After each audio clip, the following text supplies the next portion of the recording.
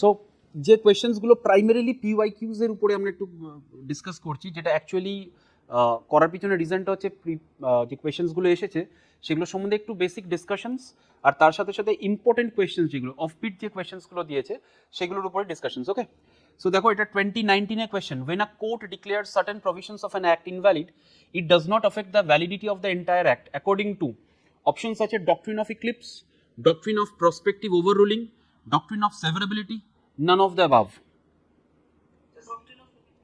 Doctrine of separability. Okay, now what is this doctrine of separability? The answer is doctrine of, sorry, the answer is what? Doctrine of severability. Okay, now what is this doctrine of severability? আর কোন article এটা apply করা হয়েছে?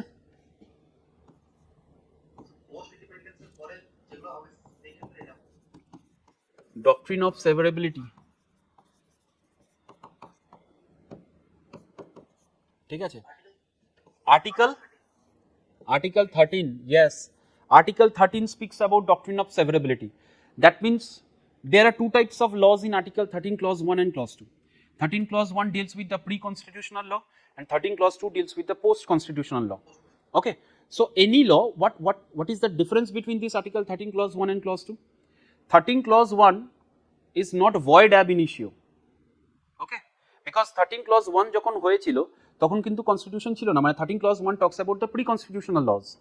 যখন constitution শুরু হয়নি তার আগে লসগুলো ছিল, তো তার উপরে বেস করে আমরা সেভারেবিলিটি অ্যাপ্লাই করব, no issue with it, but that means কি that is not void ab initio. But 13 clause 2 it talks about post constitutional law. That means 13 clause 2 তে পরিষ্কার বলে দিয়েছে parliament can not make any law that violates the fundamental rights. এবার যদি কোনোভাবে লটাকে violet করে তাহলে কি পুরো লটাই বাদ যায়? Exactly. Let's assume law A, which is a post-constitutional law. Now this law A has 5 provisions. Okay.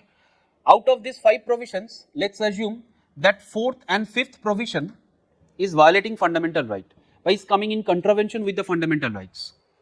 For that, Supreme Court will apply the doctrine of severability and will see that this 4th and 5th provision of clause A, if it is violating fundamental rights, that will be separated out, filtered out. Fine. Clause 1, clause 2, clause 3 of Act A or law A will be valid. But if clause 4 and clause 5 is coming in contravention with the fundamental rights, তাহলে 4 and 5 টাকে সেভার করছে বা separate out করে দেওয়া হচ্ছে। এবার যদি দেখা যায় যে এই 4 and 5 টাকে সেপারেট আউট করলে 1, 2, 3 এর আর কোনো রোল নেই, তখন তো আর কিছু করার থাকছে না। ঠিক আছে, কেন থাকছে না? কারণ this clause 4 and clause 5, if that is the most বা core part of the law, সেটাকে যদি সেপারেট আউট করে দেয় তাহলে যদি ল এর আর কোনো ভ্যালিডিটি না থাকে তাহলে কি পুরো লটাকে রাখার কোনো দরকার পড়বে? আর হবে না। দ্যাট মিন্স কি severability is separating out the contravening part of any law. আচ্ছা, এখানে আমাকে একটা সিম্পল কোয়েশ্চেন বলো যে doctrine of severability does it establish constitutional supremacy? Does judicial supremacy কিরকম ভাবে হচ্ছে? Okay, that is a criticism that doctrine of through the concept of doctrine of severability judicial supremacy is being established. But think about Article 13. Article 13 এ তো নিজে বলেই দিয়েছে post constitutional কোনো ল তৈরি হবে না। So it maintains the constitutional supremacy, the supremacy of the fundamental rights. ঠিক আছে, so আমরা বলতেই পারি যে constitution indirectly has given the power. But the critics have said that that is a judicial supremacy, or you can say judicial intervention into the domain of the legislature. এক কথায় বলতে পারো সেপারেশন অফ যে পাওয়ারটা আছে সেই separation of পাওয়ারটাকে violate করছে, but in reality this is the constitution which is providing the supreme court with the power. Okay, now এই ডক্ট্রিন অফ ইক্লিপসটা কেন হবে না? ডক্ট্রিন অফ ইক্লিপসটাতে কি করছে? What is the difference between doctrine of severability and doctrine of eclipse?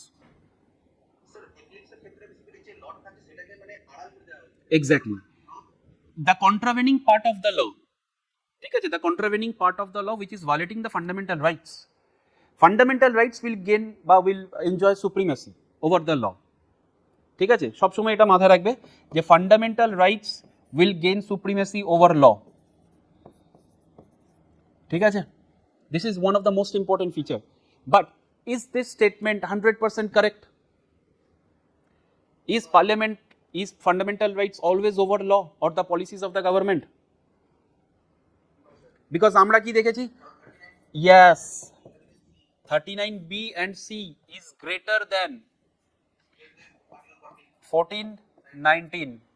Okay, that means ki at times Supreme Court has established that if there is a conflict between DPSP and fundamental rights, the policies or the principles that are enshrined in 39B and C will gain supremacy over fundamental rights 14 and 18. That means fundamental rights at the non-justiciable rights, that is the DPSP, is gaining more power or is gaining supremacy. Okay, so answer is doctrine of severability. What is doctrine of prospective overruling? Prospective overruling for the first time apply করা হয়েছিল Golaknath case. Yes. Yes, শুধু স্যাক্রোস্যাঙ্ক্ট ওটা তো বলেইছে, গোলকনাথ কেসে for the first time sacrosanct বলেছে, prospective overruling, ঠিক আছে, prospective overruling, not retrospective. Golaknath case 1967, তুমি যদি দেখো যে since the inception of the constitution বা when the constitution came into force 26 January 1950, তারপর থেকেই কিন্তু আমাদের প্রথম অ্যামেন্ডমেন্টটা যখন হয়েছিল, was it done by an elected parliament or the provisional parliament? Provisional, because provisional parliament was in force till 1952, এবং first amendment act 1951, article 31A 1951, first amendment act, article 31B, first amendment act 1951, fine. তো initially when there was a conflict, একটা article আছে, who is going to bell the cat? Bell the cat means, যাই হোক এটাতে আমি ডিসকাশনে যাচ্ছি না, এখন দরকার নেই তোমাদের, মানে এই জমিনদারি লজকে অ্যাবলিশ করা, প্রাইভেট প্রপার্টির উপরে স্টেটের কন্ট্রোল আনা, এই কনসেপ্টটাই হচ্ছে বেল দ্য ক্যাট। ওই বেল দ্য ক্যাট কনসেপ্টটাই কিন্তু article 31A, article 31B and 9 schedule, ঠিক আছে। তো initially when there was a conflict between fundamental rights and DPSP, তো till 1966, মানে তুমি যদি সজ্জন সিং কেস ধরো 1965 অবধি, ওকে, till 1966 ফান্ডামেন্টাল রাইটস তার যে পজিশনটা ছিল, ইট ওয়াজ মেড ইনফেরিয়ার, ঠিক আছে, and it was said that fundamental rights can be amended for the enforcement of DPSP, right? But for the first time in Goloknath case 1967, Supreme Court applied the concept of বা doctrine of prospective overruling and said that যা হয়ে গেছে হয়ে গেছে, since now fundamental rights is going to enjoy supremacy, fundamental rights are transcendental, fundamental rights are sacrosanct, যে মোমেন্টে এই prospective ওভাররুলিং কনসেপ্টটা সুপ্রিম কোর্ট গোলকনাথ কেসে দিল, দ্যাট মিন্স কি the more the power given to the fundamental rights, the less the power enjoyed by the parliament. গভর্নমেন্টের intention কি হবে? Less rights more power. যখনই সুপ্রিম কোর্ট এই ডক্ট্রিন অফ প্রসপেক্টিভ ওভাররুলিং এর details দিয়ে দিচ্ছে, apply করে দিচ্ছে, এবং ফান্ডামেন্টাল রাইটসকে স্যাক্রোস্যাঙ্ক্ট এবং ট্রান্সেন্ডেন্টাল বলে দিচ্ছে, ঠিক খেয়াল করে দেখো তারপরেই কিন্তু 24th amendment act and 25th amendment, yes 25th amendment act 1971 আনা হচ্ছে, ঠিক আছে। এই দুটো না, ওটা পরে 75 এ আছে, ওটা পরে আছে, ওকে। তো এই যে প্রসপেক্টিভ ওভাররুলিং এ যখনই সুপ্রিম কোর্ট বলতে পারো যে ট্রান্সেন্ডেন্টাল পজিশন দিচ্ছে, স্যাক্রোস্যাঙ্ক্ট পজিশন দিচ্ছে, বা পার্লামেন্টকে কন্টেন করার চেষ্টা করছে, পার্লামেন্টের অ্যামেন্ডিং পাওয়ারটাকে কন্টেন করার চেষ্টা করছে, তখনই কিন্তু একটু আগে যেটা বললাম যে পার্লামেন্টে মানে সুপ্রিম কোর্টের রুলটাকে বা জাজমেন্টটাকে কিন্তু পার্লামেন্ট অন্য ল দিয়ে ওভাররুল করতে পারে, ওভারকাম করতে পারে অ্যাকচুয়ালি, ওকে। তো সেই জায়গাটাতেই কিন্তু parliament 24th and 25th amendment act নিয়ে এলো, এবং যার পরে কিন্তু আর্টিকেল 368 ক্লজ 4 ক্লজ 5 এগুলো অ্যাড হয়েছিল, দেখবে, ওকে। আর 1973-তে কেশবানন্দ ভারতী কেস জাজমেন্টে সুপ্রিম কোর্ট বেসিক স্ট্রাকচার ডক্ট্রিনটাকে অ্যাপ্লাই করলো, যেটা কিনা 1980 মিনার্ভা মিলস কেসে সেটাকে আরো বেশি করে রিঅ্যাফার্ম করে দেওয়া হলো, ক্লিয়ার। সো মানে এই যে article 13 was a major reason of conflict, তার পিছনে প্রাইমারি রিজন হচ্ছে the word law in article 13 clause 3 does not include constitutional amendment. Exactly, 368A constitutional amendment is not a part of law under Article 13 Clause 3, and Parliament from the beginning of the Constitution by applying Article 368, but they felt that Article 368 is a supreme power that has been given to the Parliament. যে কারণেই তো পার্লামেন্টকে question করা হয়েছিল যে is the parliament equally powerful as that of the constituent assembly that frame the constitution, and does the power of amendment includes the power to destroy the constitution. সেই জায়গাটা থেকে basic structure ডক্ট্রিনটাকে establish করা হলো 1973-তে, যেটাকে রিএফার্ম করা হলো 1980-তে, এবং article 13 clause 4 it was added through which amendment act? Nothing in this article shall apply to any constitutional amendment. Article 13 clause 4 কবে অ্যাড হয়েছিল? ভালো করে খেয়াল করে বলো, 13 clause 4 কবে? ফার্স্ট কনস্টিটিউশনাল অ্যামেন্ডমেন্ট কি করে হয়? 24th Amendment Act 1971 এ, এবং শুধু তাই নয়, তার সাথে সাথে প্রেসিডেন্টকেও ম্যান্ডেটরি করলো। President is bound to sign the constitution amendment bill, that was also made mandatory. ঠিক আছে, তো যখন পড়বে এই ইন্টারলিঙ্ক করে করে পড়বে, বুঝে পড়বে, it's not only about marking up the information. Clear? So answer is doctrine of severability. বলো বলো।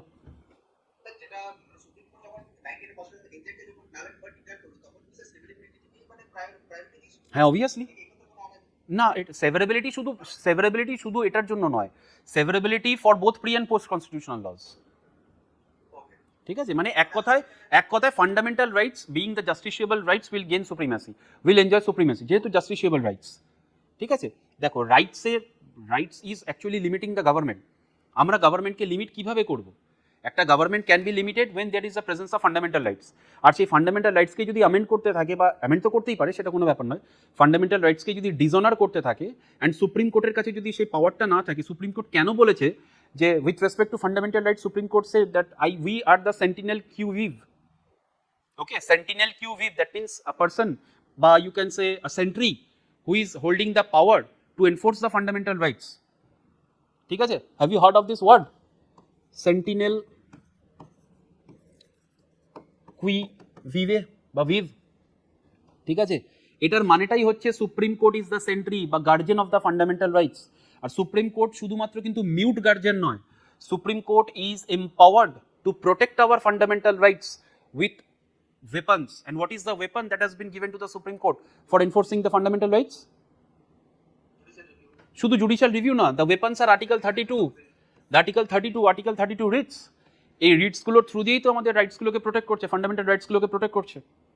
জুডিশিয়াল রিভিউ তো অবভিয়াসলি আছেই একটা, কারণ জুডিশিয়াল রিভিউ বেসিক স্ট্রাকচারের সাথেও কানেক্ট করবে একটু। ঠিক আছে, বোঝা গেছে কোয়েশ্চেনটা? ওকে, চলো come to the next one. Petitions to the Supreme Court under Article 32 are subject to the rules of res judicata, except WBCS 2019 a question. Okay. Solving PYQs is so very important. Bolo. Petitions to the Supreme Court under Article 32 are subject to the rule of res judicata, except certiorari, habeas corpus, prohibition, quo warranto. না, answer is habeas corpus. ঠিক আছে, এই যে principle of res judicata, okay, এটার মানেটা হচ্ছে a thing which has been settled by the court can not be again entertained by the court with a different petition or plea, because that will be a sheer wastage of the time of the judiciary. The valuable time of the judiciary will be wasted. সেটার জন্য এই principle of race judicata দেওয়া আছে, যে জিনিসটা decide হয়ে গেছে সেটার পর আর বারবার করে পিটিশন প্লি অ্যাপ্লাই করো না, that will be rejected. But এই প্রিন্সিপাল, এই রেস জুডিকাটা প্রিন্সিপালটা কিন্তু not applicable for habeas corpus, এটা কিন্তু for certiorari applicable, prohibition applicable, quo warranto applicable. এখানে কোয়েশ্চেনটা চাইছে is subject to the rule of.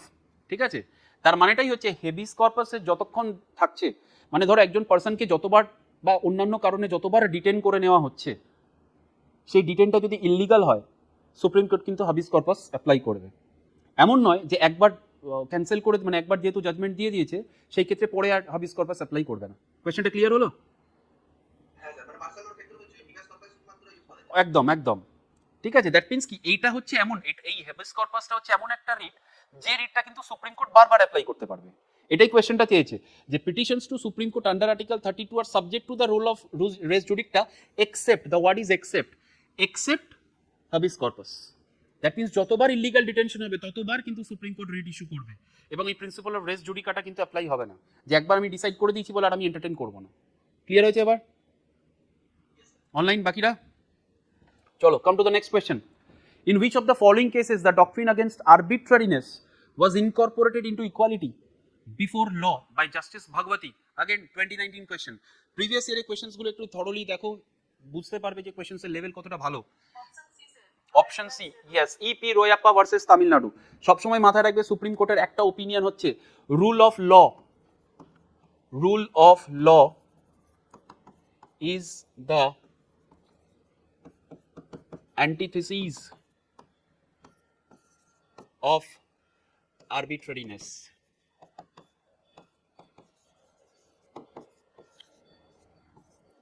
ঠিক আছে, এই রুল অফ লটাকে কিন্তু সুপ্রিম কোর্ট সবসময় এস্টাবলিশ করতে চেয়েছে, ঠিক আছে, not the law of the rulers, not the arbitrariness, ঠিক আছে, আরবিট্রারিনেস হয়ে গেলে কিন্তু রুল অফ ল মেনটেন হচ্ছে না, ফাইন। এই কারণেই কিন্তু ইপি রোয়াপ্পা ভার্সেস তামিলনাড়ুতে সুপ্রিম কোর্ট এই কনসেপ্টটা বা জাস্টিস ভাগবতী এই ডক্ট্রিনটাকে নিয়ে এসেছিল, যে ডক্ট্রিন আগেনস্ট আরবিট্রারিনেস, ঠিক আছে, আগেনস্ট আরবিট্রারিনেস, যে আরবিট্রারিনেস এন্টারটেইন করা হবে না, because there is rule of law বা ইকুয়ালিটি বিফোর ল যে কনসেপ্টটা আছে সেটার উপরে কিন্তু আরবিট্রারিনেস যাবে না। ক্লিয়ার? EP Royappa case. চলো next question. The term law in force in clause 3 of Article 13 means, again WBCS 2018, only statutory law, customs and uses only, both A and B newly formed, a public order only. কোনটা? C, both A and B। আমরা law in force বলতে আমরা কি বুঝি? শুধু কি statutory law বুঝি? না। Okay, even the personal laws, customs usage, ঠিক আছে, কাস্টমস ইউসেজ লয়ের ডেফিনেশনটা ভালো করে দেখবে, refer article 13 clause 3। The term law includes bylaw, rules, regulations, customs, usage, everything, except exactly ordinance also, except constitutional amendment, ঠিক আছে। এই কনস্টিটিউশনাল অ্যামেন্ডমেন্টটা ছিল না বলেই কিন্তু পার্লামেন্ট একটা লুপহোল পেয়েছিল, এবং লুপহোল পেয়েই কিন্তু আর্টিকেল 13 ক্লজ 4 অ্যাড করে দিয়েছিল, যে nothing in this clause nothing in this article shall apply to any constitutional amendment done under article 368।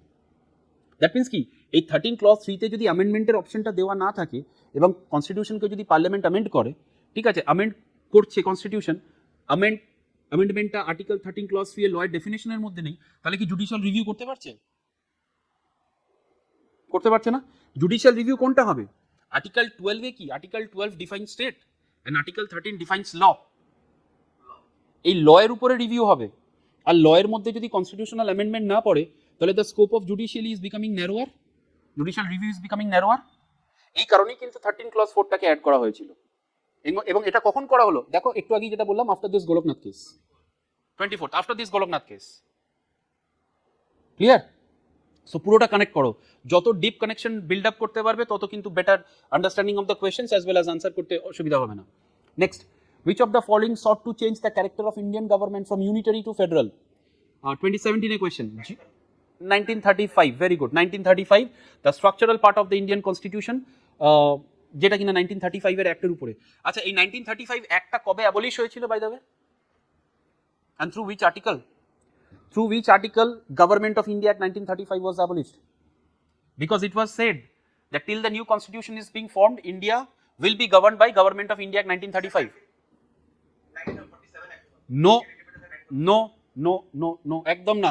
Refer article 395, ঠিক আছে, 395 আর্টিকেলটা বেয়ার অ্যাক্ট খুলে দেখো কি লেখা আছে, খোলো আর্টিকেল 395। বি আর আম্বেদকর বলেছিলেন যে র্যানস্যাক দ্য কনস্টিটিউশনস, তো সেরকম ভাবে র্যানস্যাক করেই পড়তে হবে। Article 395 read out.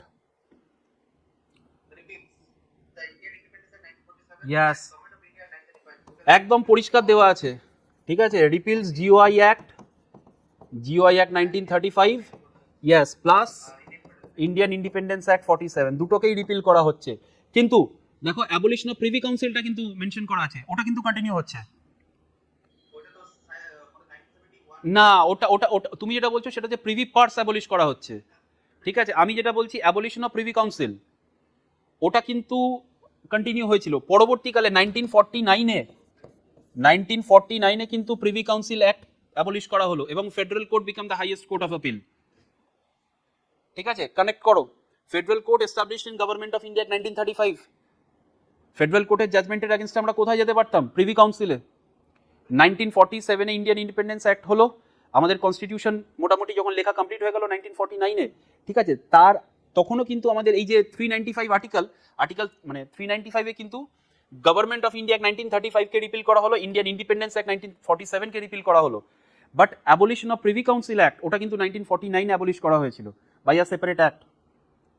ঠিক আছে, যেটার পরে এই যে ফেডারেল কোর্ট, যেটা কিনা গভর্নমেন্ট অফ ইন্ডিয়া 1935 এস্টাবলিশ হয়েছিল, সেই federal court become the highest court of appeal, and that federal court was replaced by supreme court in 1950। তার মানে এই প্রিভি কাউন্সিল অ্যাবলিশন অ্যাক্ট 1949 এর থ্রু দিয়ে federal court of India was made the highest court of appeal. তখন কিন্তু আর privy council ছিল না, ঠিক আছে, এবং এই ফেডারেল কোর্টটাই highest court of appeal through this abolition of privy council act, and it functioned as the highest court of appeal till 26th of January 1950 এবং সুপ্রিম কোর্ট 28th জানুয়ারি এস্টাবলিশ হলো, রিপ্লেস হয়ে গেল এবং supreme court become the highest court of appeal. Clear হয়েছে এই জায়গাটা? Okay, চলো come to next question. Choose the incorrect sentence among the following. 2016, the objective resolution passed by Pandit Nehru was what became the preamble of our constitution. Preamble is enforceable in court of law. Preamble of Indian constitution has been amended only once in 1976. Jawaharlal Nehru was the strongest advocate of socialism. Option B, very easy question. Preamble is enforceable in the court of law. এখানে কি চেয়েছে? Incorrect চেয়েছে। Preamble is not enforceable in the court of law.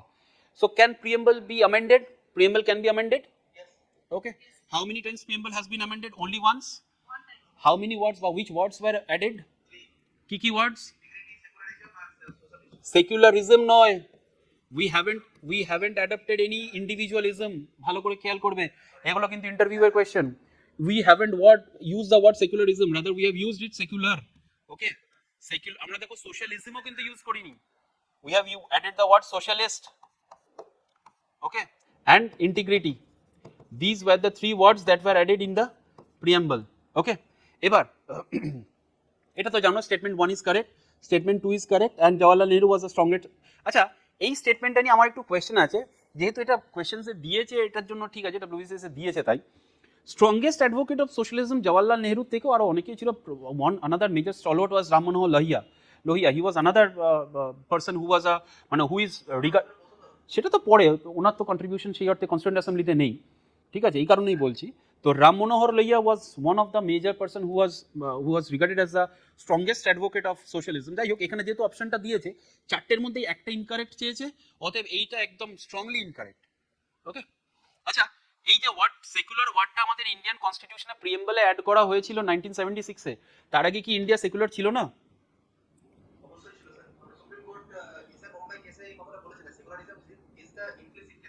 Okay, so what are the examples, মানে proof, evidence? preamble তো secular wordটা পরে add হলো 76-এ, but prior to 1976 wasn't India a secular country? Yes sir. Example, article 25 to 28, article 15, 16, ঠিক আছে, even article 19(1)(g), freedom of occupation for all, ওখানে কোনো discrimination আছে রিলিজিয়নের উপর বেস করে? Freedom of religion 25 to 28, state shall not discriminate on the grounds of religion. Bus, exactly, that means কি, we already had the secular credentials in our constitution. The word secular was explicitly used in the preamble by 42nd Amendment Act, but the secular credential or the concept of secularism was already included in our constitution. Fundamental rights এর মধ্যে আছে, যেরকম socialist আমাদের ডিপিএসপির মধ্যে আছে, socialist principles গুলো আছে। So it was added in 1976, but the socialist principles were otherwise already enshrined in the DPSP. Okay, come to next question. আচ্ছা, India is union of states, this means 2015 that the Indian Federation is not the result of an agreement between states, that the original declaration of states gave way to sovereign republic, that the Constituent Assembly has created the unitary state of India, that the making of the Indian Union was preceded by the prolonged struggle for freedom from foreign rule. এই question, এই স্টেটমেন্টটা নিয়ে আমাকে একটু explain করবে। Is Indian constitution a result of the political you can say movement? Indian constitution কি কোনো political মুভমেন্টের রেজাল্ট? মানে did the people of India fought for the constitution? It is the result, it is not a result of any political movement. Okay, this is definitely the byproduct or the major byproduct বলতে পারো of the political movement. Okay, so এখানে আমরা মানে ইন্ডিয়াতে freedom স্ট্রাগলের উপর আমরা fight করেছিলাম, কনস্টিটিউশনের জন্য আমরা আলাদা করে করিনি, রাইট? তো এটা কোনটা আনসার হচ্ছে? সি। কেন? India is the union of states, exactly, that the Indian federation is not the result of an agreement. আমরা তো ফেডারেশন ওয়ার্ডটা ইউজ করিনি, we have not used the word federation. Federation means an agreement between the states. We have not used the word federation. Rather, we have used the word union of states. Union of states are implications key. Number one, it's not a result of an agreement between the states. And number two, no state has the power to go out of India or secede out of India. These are the two explanations of union of states. ঠিক আছে, যে রাজ্যগুলোর সাথে আমাদের কোনো agreement হয়নি, like that of US. Okay, আর কোনো রাজ্যই কিন্তু বেরোতে পারবে না। ফেডারেশনে কি হয়, ফেডারেশনে by an agreement federation break করে বেরোতে পারে, যদিও ইউএসের এখন বেরোনো এতটাও ইজি নয়, ইউএসের ফেডারেশন এখন অনেক বেশি স্ট্রং হয়ে গেছে, বাট লুজ কনসেপ্ট বা লুজ অ্যাটাচমেন্ট যেটা, that is federation, more loose is confederation, but we have chose the word union of states. ঠিক আছে, একটা হচ্ছে not a result of the agreement, number one, and no state has the power to secede out of India, to secede out of India. Okay, federal শব্দটা আমরা এই কারণে use করিনি, but we bear the concept of federalism, যদিও fully federalism আমরা বলতে পারি না, we prefer to call it as quasi federal or you can say bargaining federalism, but structure হিসেবে তো ফেডারেল আছে। ওকে, আরেকটা জিনিস মাথায় রাখবে, এখানে আরেকটা কোশ্চেন করে, the word union in article 1 denotes, এটা কিন্তু অনলি স্টেটস হবে, ইউটিস হবে না। The word union in article 1 denotes only the states, not the UTs. কিন্তু আর্টিকেল 3 এর যে এক্সপ্লেনেশনটা একটু আগে করালাম, আর্টিকেল 1 সেখানে কিন্তু ইউটিস ইনক্লুডেড আছে পার্শিয়ালি। কখন পার্শিয়ালি, যে ইউটিস এর বাউন্ডারিগুলোকে চেঞ্জ করতে পারছে parliament, but in proviso UTs not included. তার মানে ওই যে লেজিসলেচারের, স্টেট লেজিসলেচারকে যে তোমার রেকমেন্ডেশনটা প্রেসিডেন্ট পাঠায়, ঠিক আছে, কোনো স্টেটের বাউন্ডারি চেঞ্জ করার জন্য, সেটা কিন্তু ইউটিস এর ক্ষেত্রে অ্যাপ্লিকেবল হবে না। আর অ্যাপ্লিকেবল হবে না বলেই কিন্তু in proviso state does not include union territories. Clear? চলো, come to next question. A citizen of India who holds any office of profit or trust under the state cannot accept any title from any foreign state without the consent of president. Easy question. কোন article? কোন article? Article 18। ঠিক আছে, 18 চারটেই, article 18 কিন্তু চারটে ক্লজই একটু পড়ে যাবে। ঠিক আছে, সাব ক্লজ কিন্তু এখন কোয়েশ্চনে করছে, আর্টিকেল 18 এর সাব ক্লজগুলো একটু দেখে যাবে। ঠিক আছে, একটু ইনডেপথ আর্টিকেলসগুলোকে কভার করো। Next, which of these houses is presided over by a non-member? 2019. Easy question. Is presided by a non-member?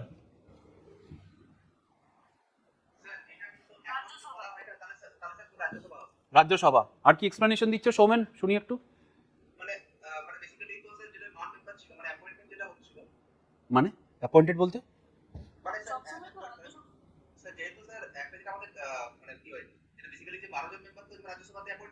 হ্যাঁ, অ্যাপয়েন্ট করছে না, নমিনেট করছে, বলো নমিনেট করছে।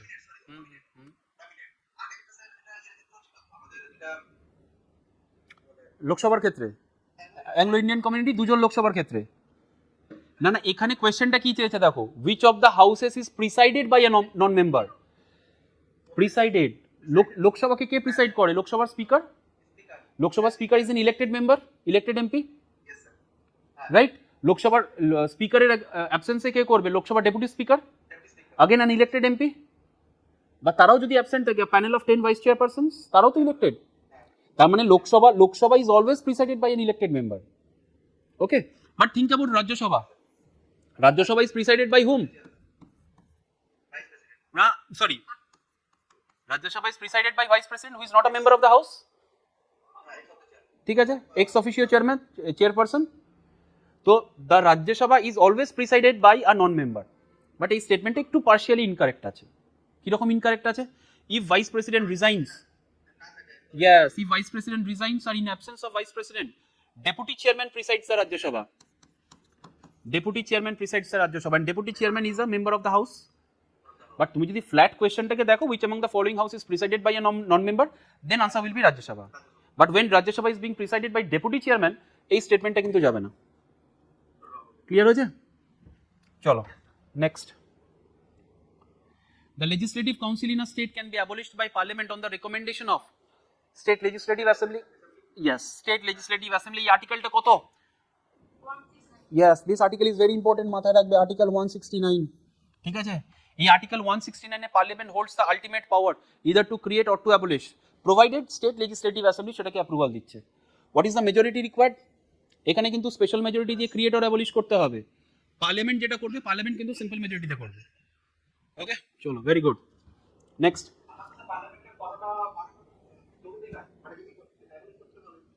no, it is not mandatory, not binding. Not binding. Okay, good. Next, the State Reorganization Act 1956 divided the entire country into 2014 a question. 22 states, 9 UTs, 14 states, 6 UTs. 14 and 8 to nahi. 14 and 6. 14 states and 6 UTs. আমাদের যখন India independent হচ্ছে তখন আমাদের চারটে group of states আছে, A, B, C, D, Governor's Province, Chief Commissioner's Province, Princely States, আর এদিকে ছিল হচ্ছে তোমার ওই আন্দামান এন্ড নিকোবর আইল্যান্ডস। এই কনসেপ্টটা স্টেট রিঅর্গানাইজেশন অ্যাক্ট 1956 এ অ্যাবলিশ হয়ে গেল অ্যান্ড 14 স্টেটস অ্যান্ড 6 ইউটিস হলো।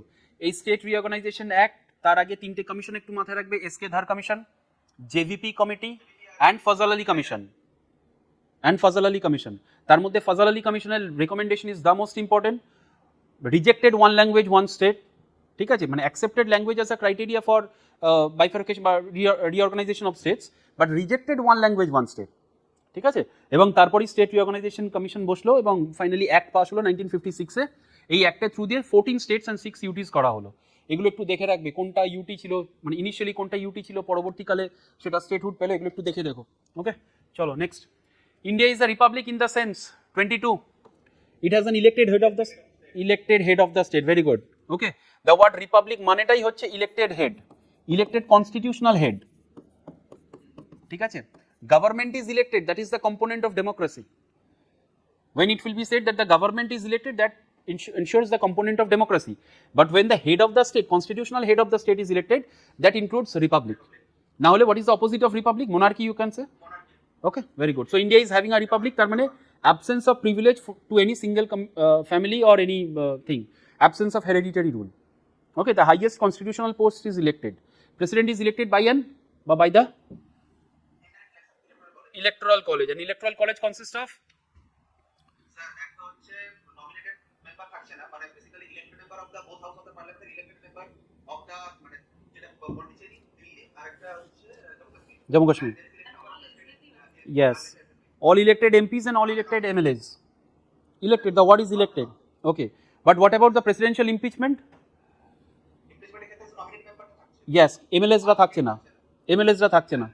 হ্যাঁ, এটা একটু মানে ওই মাথায় ভালো করে নেবে যে ইলেকট্রাল কলেজে ইলেক্টেড এমপিস থাকছেন, ইলেক্টেড এমএলএস থাকছেন, states plus UTs having LA.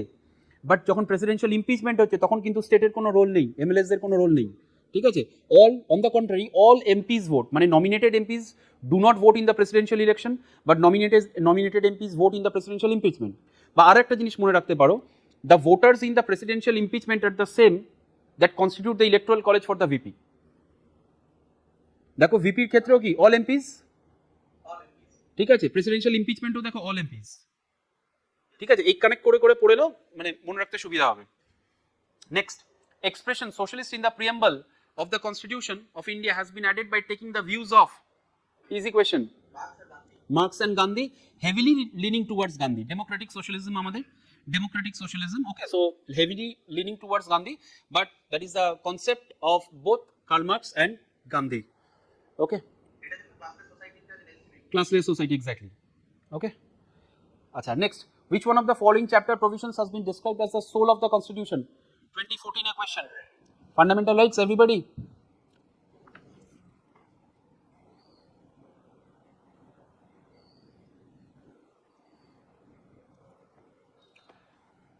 Fundamental rights. কেন? Heart and soul তো কোয়েশ্চনে চাইনি তোমাকে। Which of the following chapter provisions has been described as the soul? Heart and soul হলো তো আর্টিকেল 32, এই কারণেই তো অপশনসে ফান্ডামেন্টাল রাইটসও দিয়ে রেখেছে যাতে তুমি গুলিয়ে যাও, ঠিক আছে। ইয়েস, প্রিয়াম্বল, ঠিক আছে, এটা একটু মাথায় রাখবে।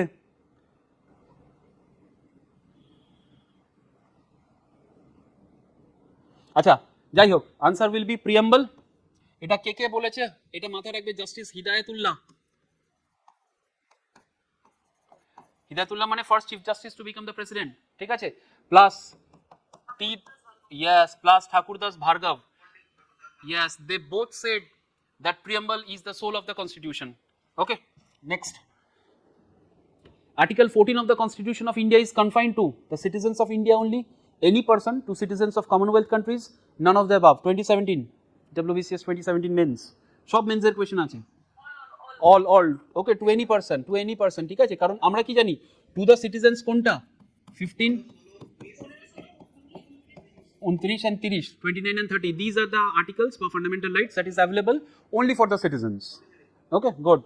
Next, What cannot be done directly cannot be done indirectly. ক্লাসে করানো আছে the statement colorable legislation very good কোন আর্টিকেলের ক্ষেত্রে অ্যাপ্লিকেবল হচ্ছে প্রাইমারিলি আমরা যেটা ডিসকাস করেছিলাম 245 246 দুটোর সাথেই অ্যাসোসিয়েটেড আছে ঠিক আছে article 245 and 246 that deals with the legislative relations between the center and the states ঠিক আছে what cannot be done directly cannot be done indirectly এটা supreme court that deals with colorable legislation okay আচ্ছা what is pith and substance the true nature of the law pith and substance is the true nature of the law that is being seen ঠিক আছে যে real মানে what is the real nature of the law okay চলো হ্যাঁ যেটা example দিয়েছিলাম defence and law and অর্ডারের যে এক্সাম্পলটা দিয়ে রেখেছিলাম এক্স্যাক্টলি ঠিক আছে colorable legislation is very important next which one of the following features of the constitution of India is indicative of the fact that the real executive power is vested in the council of ministers headed by the prime minister 21 universal adult suffrage federalism representative legislature parliamentary democracy কোনটা ভালো করে দেখো which one of the following features of the constitution of India is indicative of the fact that the real executive power is vested in the COM headed by PM real executive power representative obviously parliamentary democracy representative legislature তো এটা বোঝাচ্ছে না যে real executive power is vested in the council of ministers parliamentary democracy তে কি হয় the real powers is vested in the council of ministers headed by PM আমাদের ইন্ডিয়াতে parliamentary sovereignty নেই like that of the Britain okay there is a you can say blend of parliamentary sovereignty and judicial supremacy ঠিক আছে দুটোই আছে ব্রিটেনে যেরকম parliamentary democracy ultimate বা সভরেন আমাদের সেটা নেই কিন্তু যেহেতু পার্লামেন্টারি ডেমোক্রেসি আছে তো সেই ক্ষেত্রে আমরা কোনটা বলবো real power vested in the council of ministers এটা প্রেসিডেন্সিয়াল সিস্টেম হলে কি এটা বলতে পারতাম যে real powers vested in the council of ministers পারতাম না ওকে সো কোয়েশ্চেন্স গুলোকে একটু থরলি পড়বে 20টা কোয়েশ্চেন করবো ওকে আচ্ছা the constitutional provision relevant for solving questions of repugnancy ক্লাসে করানো আছে doctrine of repugnancy yes between a central law and the state law is found in article 254 yes doctrine of repugnancy মানে কি what is doctrine of repugnancy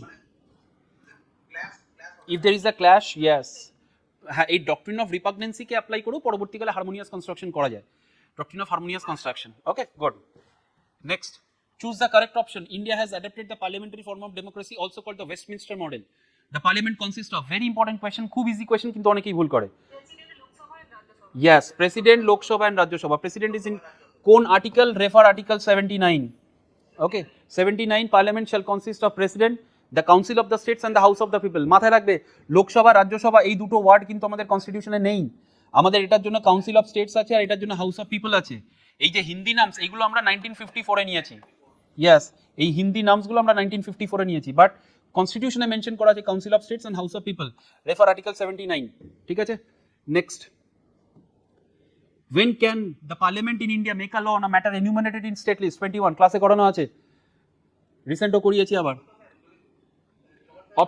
options দিচ্ছি when a joint sitting of parliament passes a resolution to that effect number 2 when the Lok Sabha by a 2/3 majority of members present and voting passes a resolution saying that it is necessary or expedient in the national interest দেখো এখানেও কিন্তু national interest ওয়ার্ডটা আছে okay but you have to read the options carefully mains এর question you have to read the questions মানে options carefully okay when both the Lok Sabha and Rajya Sabha separately passes the resolution that it is necessary and expedient in the national interest এখানেও national interest আছে but fourth option কি when the Rajya Sabha passes a resolution yes article 249 একমাত্র this is a special power vested in the Rajya Sabha normally Lok Sabha is more powerful than Rajya Sabha but this is one example where Rajya Sabha enjoys more power as compared to Lok Sabha একমাত্র article 249 এ Rajya Sabha যদি empower করে special majority দিয়ে then only parliament will be empowered to make a law in the state list and that too in the national interest the word should be national interest আর এই লটা কতদিন valid থাকবে 1 year can be renewed any number of time ঠিক আছে যদি renew না করা হয় 6 months অবধি চলবে তারপরে ইনভ্যালিড হয়ে যাবে ঠিক আছে যখন এই স্টেট লিস্টে ল বানাচ্ছে তখন কি স্টেট লেজিসলেচার সাইমালটেনিয়াসলি ল বানাতে পারে পারে ইয়েস কিন্তু যদি কোন রকম ভাবে প্রবলেম ক্রিয়েট হয় তাহলে কিন্তু বা কনফ্লিক্ট ক্রিয়েট হয় তখন কিন্তু পার্লামেন্টারি লটাই প্রিভেল করবে ওকে ভেরি গুড আচ্ছা চলো আজকে 20 অবধি আমাদের রইলো 20 কোয়েশ্চন না 21 22টা করি দিই চলো which of the following is not true ভালো করে কোয়েশ্চেনস দেখবে কোনটা ট্রু কোনটা নট ট্রু কোনটা কারেক্ট কোনটা ইনকারেক্ট চেয়েছে ওকে নট ট্রু চেয়েছে parliament has exclusive power to make law on any matter in the union list এটা ঠিক না ভুল এটা একদম কারেক্ট ওকে আচ্ছা parliament and state legislature have power to make law on any matter in the concurrent list ঠিক না ভুল Correct. Okay. In certain exceptional circumstances, state legislature can make law on the subject given in the union list. ঠিক না ভুল? Good. স্টেটের কাছে কখনোই কোনো ক্ষমতা নেই ইউনিয়ন লিস্টে ল বানাতে পারে, বরং এটা যদি উল্টো হতো, in certain exceptional circumstances union can make law on the subject in the state list, তখন ঠিক ছিল। ওকে, স্টেটের কোনো ক্ষমতা নেই ইউনিয়ন লিস্টে ল বানানোর।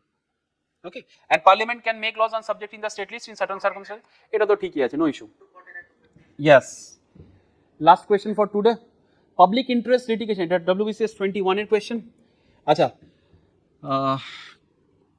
public interest litigation refers to litigation undertaken to secure public interest and demonstrates the availability of justice to socially disadvantaged parties, and was introduced by Justice P.N. Bhagwati and Justice Krishna Iyer.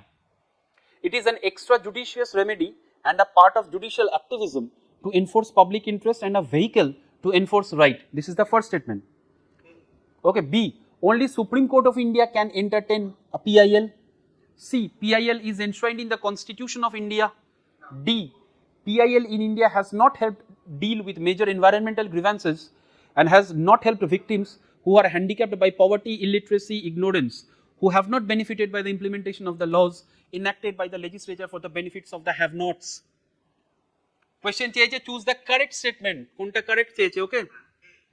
Yes. আচ্ছা, সবার আগে আমরা দেখি, supreme কোর্টই কি শুধুমাত্র পিল entertain করতে পারে? This statement is incorrect because Supreme Court plus High Court both can entertain bill. Okay. Poretta, bill is enshrined in the Constitution? No. It's a part of judicial activism. ঠিক আছে? Yes. এক কথা যেটাকে বলতে পারো যে easing the concept of locus standi. ঠিক আছে? Locus standi conceptটাকে ease করার জন্য। Okay. That means the second statement is also correct. Bill in India has not helped চেয়েছে, কোয়েশ্চেনে দিয়েছে দেখো। কিন্তু পিল কি করেছে? মেজর এনভায়রনমেন্টাল গ্রিভেন্সেস, ভিকটিমস সবগুলোই করেছে। যেহেতু স্টেটমেন্টের মধ্যে হ্যাজ নট হেল্পড আছে, তাহলে এই স্টেটমেন্টটাও ভুল। Answer, public interest litigation refers to litigation to secure the first statement. Okay, and both, এই দুটো নাম ভালো করে মনে রাখবে, PN Bhagwati and justice Krishna Iyer. ঠিক আছে, কিন্তু যখন PIL অফিসিয়ালি ইন্ট্রোডিউস হয়েছিল তখন chief justice was PN Bhagwati, যদিও PIL কনসেপ্টের ইনিশিয়াল ফেজে justice Krishna Iyer played a very important role in evolving the concept of PIL। Okay, yes, Hussainara Khatoon, the first case of PIL versus state of BR এরকম case ছিল। আচ্ছা, last একটা question করে নি, which among the following justify the reason of the DPSP by directive principles were made explicitly unjusticiable? 2016 a question. Okay, question হচ্ছে, which among the following justify the reason that directive principles were made explicitly unjusticiable? Okay, বা justifiable. Options, the state may not have political will to implement the principles. Number 2, the state may not need to implement the principles as fundamental rights were made justifiable. The implementation of principles need resources which the state may not have. And D, the constitution does not provide any clear guidelines to implement these principles. Okay, yes, option C, very good.